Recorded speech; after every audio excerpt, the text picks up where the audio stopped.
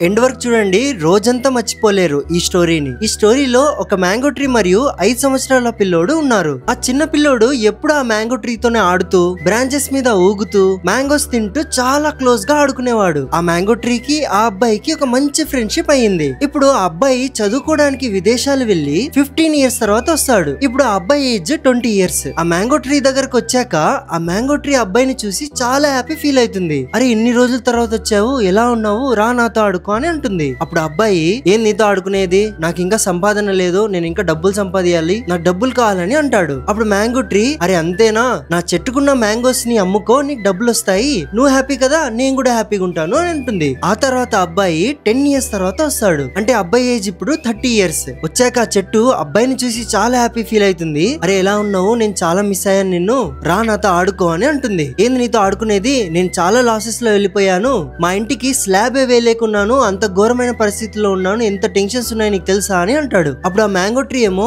అంతేనా, ఒక పని చేయి, నా బ్రాంచెస్ ని కట్ చేసుకొని తీసుకో, బ్రాంచెస్ తీసుకొని ఇంటి స్లాబ్ పైన పెట్టుకో, కాస్తైనా హెల్ప్ అవుతుంది, నువ్వు హ్యాపీ ఉంటే నేను హ్యాపీ అని అంటుంది. ఆ తర్వాత అబ్బాయి 10 ఇయర్స్ తర్వాత వస్తాడు. వచ్చాక మ్యాంగో ట్రీ, నేను చాలా హ్యాపీగా ఉన్నాను, నువ్వు ఎన్ని రోజుల తర్వాత వచ్చావు, రా నాతో ఆడుకో, నా దగ్గర కూర్చో అని అంటుంది. ఏంది కూర్చోనేది, మా ఊర్లో ఫుల్ వరదలు వచ్చాయి, అన్ని కొట్టుకుపోయాయి, మా ఊరు నుంచి వేరే ఊరు వెళ్ళడానికి బోట్స్ కూడా లేవు అని అంటాడు. అప్పుడు అంతేనా, ఒక పని చేయి, నా స్టెమ్ ని కోసేసేయి, కానీ రూట్స్ ని కోయొద్దు, నేను చనిపోతాను, నా స్టెమ్ ని తీసుకొని ఒక బోట్ ని తయారు చేసుకో, నీకు ఆ ప్రాబ్లం సాల్వ్ అయిపోతుంది, నువ్వు హ్యాపీ ఉంటే నేను హ్యాపీ అని అంటుంది. ఆ తర్వాత అబ్బాయి 65 ఇయర్స్ తర్వాత వస్తాడు ఆ చెట్టు దగ్గరికి. అప్పుడు కూడా ఆ చెట్టు అబ్బాయిని చూసి, నేను చూసి చాలా సంతోషంగా ఉంది, రా నాతో ఆడుకో, కానీ నా దగ్గర ఇవ్వడానికి ఏం లేదు అని అంటుంది. అంటే ఆ అబ్బాయి ఏమో, లేదు, నేను జస్ట్ ప్రశాంతంగా నీ దగ్గర కూర్చోడానికి వచ్చాను అని చెప్తుంది. ఆ చెట్టుకు కూడా ఆ అబ్బాయి ప్రశాంతంగా కూర్చోవడమే కావాలి. ఇప్పుడు ఈ మొత్తం స్టోరీలో ఆ అబ్బాయి, మీరు అండ్ ఆ చెట్టు మన పేరెంట్స్ వాళ్ళ లైఫ్ మొత్తం